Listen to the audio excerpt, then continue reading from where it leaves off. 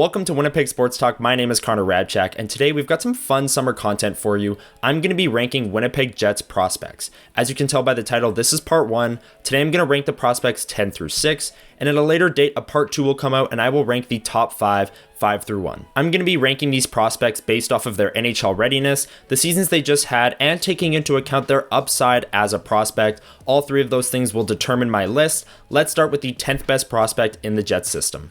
Starting off with number 10, and with this being the first spot on the list, there's a lot of players that could have cracked this spot, and I'd hear a lot of arguments for a lot of players, but me personally, I'm going to put Danny Zhilkin. He only had 7 points in 44 games for the Manitoba Moose last season, but the reason he cracks this list is because of his floor as a prospect. The 2022 third-round pick is a two-way center, and he showed that at the Moose level last season. His first year in the AHL was unfortunately cut short due to a shoulder injury that forced him to miss the remainder of the season.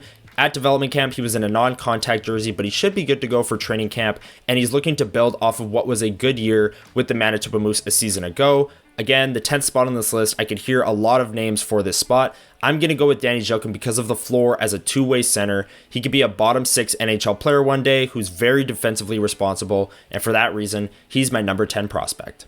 Coming in at number 9 on the list, Jacob Julien, the center for the OHL champion London Knights. And if there was a most improved prospect award, Jacob Julien would have won it by a landslide. 78 points in 67 games last season, 29 goals, 49 assists, and was a plus 32 on a stacked London team. The 5th round pick in the 2023 draft had 16 points in 40 games in his draft year. Then last year absolutely skyrocketed with the numbers you see behind me. Yes, London had a better team, but Julien was a big part of that as well. The 6'4", 181-pound center is coming off of a great season, and Jets fans should be really excited to see how he transitions to the AHL and potentially even the NHL in the coming years.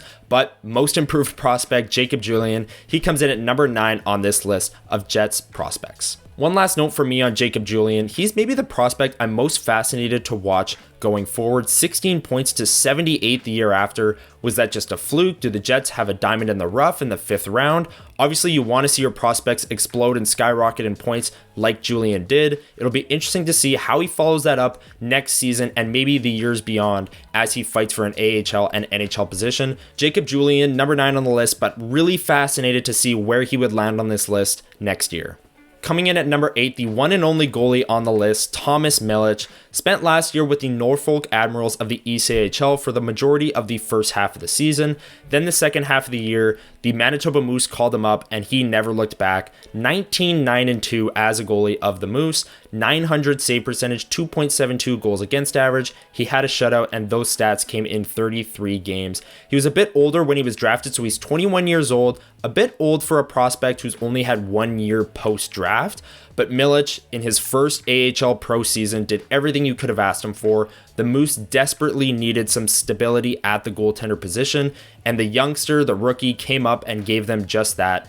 Thomas Milic, the 8th best prospect in the Jets system, the one and only goalie on the list. The Jets signed goaltenders Kaapo Kähkönen to a 1-year deal and Eric Comrie to a 2-year deal, so Milic won't be a backup goaltender for the Jets this season. Maybe he will be next season, but one thing's for certain, he's going to return to the Moose this year and get a lot of games as the Jets look to speed up his development and eventually make him a backup goaltender behind Connor Hellebuyck.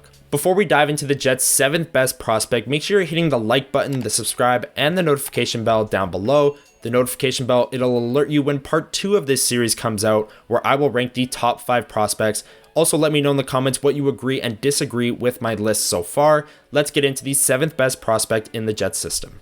Next up on the list, and it was really tough not to put this player higher up on the list, but Nikita Chibrikov comes in at number 7. 47 points, 17 goals, 30 assists, all of that coming in 70 games in his first season with the Manitoba Moose last year. Great rookie season for the 2nd round pick. He even got into a game late last year with the Jets and scored his first career NHL goal, which turned out to be the game winner in a 4-2 win over the Vancouver Canucks. Chibrikov is a player who could even crack the Jets lineup if there may be an injury in the bottom 6 this season. He's a great forechecker, he's got skill, he's a bit undersized, but he makes up for it with his speed and his ability to get in on the forecheck.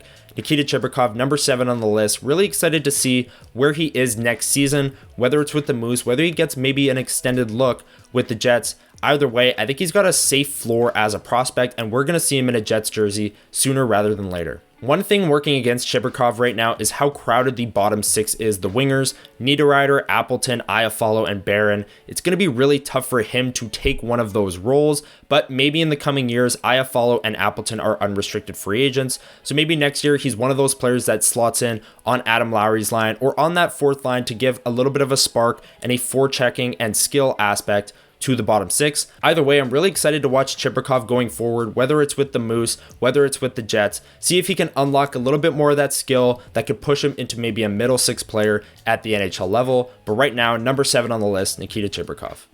And the last player I'm going to rank in today's episode is the Jets' most recent draft pick, Alfons Freij, comes in at number 6, the second round pick, 37th overall of the most recent draft. Huss actually did an interview with him in Vegas on the draft floor. If you haven't already, go check out that video. 14 goals, 19 assists, 33 points in 40 games played in the Swedish Junior League last season for Alfons Freij. He is an incredibly smooth skater. I was actually down at development camp, and that was on full display. He was making Jets prospects miss left and right in the offensive zone, in the neutral zone, and in the scrum after practice, he was asked if there was one thing he wanted to work on his game going forward, what would it be? He actually said the defensive side of the puck, and as a player, 18 years old, who was just drafted, he has a lot of time to do that before he comes over to the AHL or the NHL with the Winnipeg Jets, but the skating not only gives him a high floor as a prospect, but an incredibly high ceiling. You see all these NHL defensemen nowadays, Josh Morrissey is a local example, who can walk the line, play in transition, jump into the rush offensively. Alfons Freij is one of those players, and I'm really excited to watch him going forward. One of the most polarizing prospects in the Jets system. I think he has an incredibly high ceiling, and that's why I'm ranking him at number 6 on the Jets' best prospects list. That's going to do it for part 1. Like I said at the start of the video, stay on the lookout for part 2 in the coming days. I'll be ranking the Jets prospects 5 through 1. Drop a comment below. Do you agree with my picks? What would you change about the list so far? And what would your top 5 be? Hit that notification bell while you're down there so you don't miss part 2 when it comes out. Take care, everyone.